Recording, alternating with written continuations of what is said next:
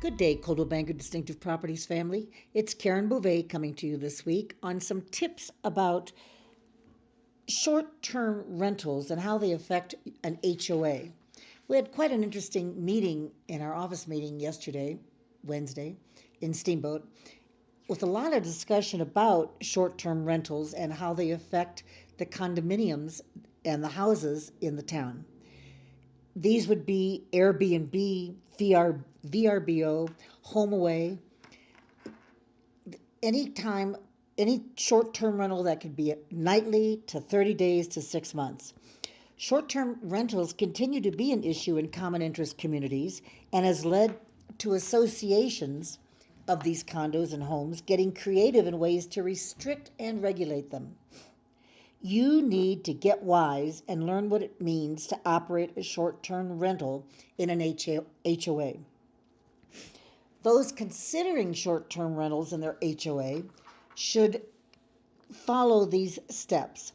First of all, you as the selling broker, you as the buyer broker, if you're advising a person that's looking at property that they will be able to rent it out short term or that their condominium, they don't have to go through the management company, they can just rent it out through Airbnb, you need to find out if that's okay or not. Any prohibitions on short term rentals must be in the association's covenants to be valid, which means you're going to have to read them or you're going to have to talk to the HOA people themselves. Owners seeking to operate these short term rentals out of their homes or condos should review their covenants for any restrictions. Associations can enforce their short term rental restrictions by imposing fines on the homeowners. If fining doesn't stop the owner from using he or she's home as a short term rental, the association can file a lawsuit for injunctive relief, which is a court order telling someone that they have to immediately stop the action or actions as stated in the order. Naturally, your HOA people that are managing these condominiums, they don't want Airbnb or VRBOs to interfere with their profitability of them renting out the condominiums or the houses. Along with reviewing the association covenants, the owners, prior to starting a short term rental, should look to see if there are any city or county ordinances, requirements, or restrictions pertaining to short term rentals. Most cities and towns require a business license and a sales tax license in order to offer short terms in their residences for fewer than 30 days.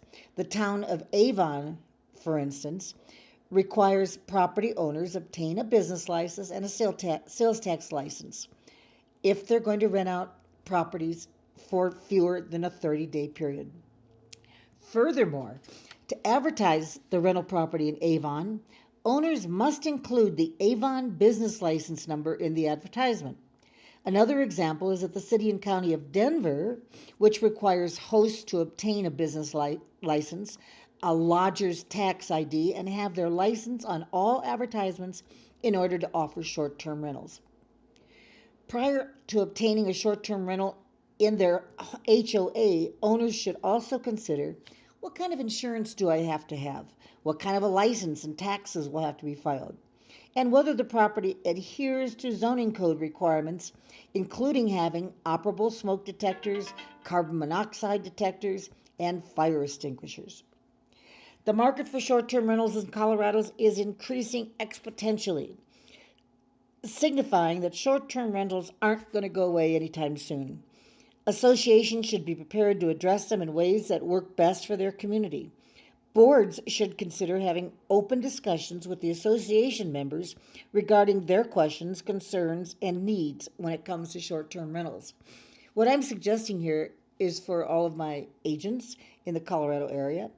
If you are working with somebody that's interested in buying a condo or a home and they mention that they want to operate an Airbnb or have short-term rentals in there, you need to become very knowledgeable about whether the city will allow that and whether they're absolutely not going to allow it in a particular neighborhood.